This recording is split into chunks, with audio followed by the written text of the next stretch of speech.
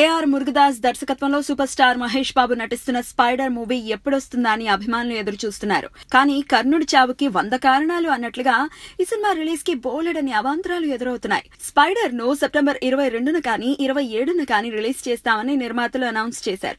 అయితే సినిమాను తెలుగు తమిళ భాషల్లో ఒకేసారి విడుదల చేయాలనే ఆలోచన ఇప్పుడు లేనిపోని చిక్కులను తెచ్చిపెడుతోంది. సాధారణంగా ద్విభాషా చిత్రం తీయాలి అనుకున్నప్పుడు కొన్ని సూత్రాలను దర్శక నిర్మాతలు ఫాలో అవుతూ ఉంటారు. లాంగ్ షార్ట్స్, కొన్ని కీ సన్నివేశాలు, పాటలను అలాగే వేరే భాషల్లోకి యాస్టీజ్ గా దించేస్తూ ఉంటారు. స్పైడర్ కి వచ్చేసరికి చిత్ర యూనిట్ ఇదే ఫార్ములాను ప్లాన్ చేసింది. అయితే మహేష్ దీనికి అభ్యంతరం తెలిపారట.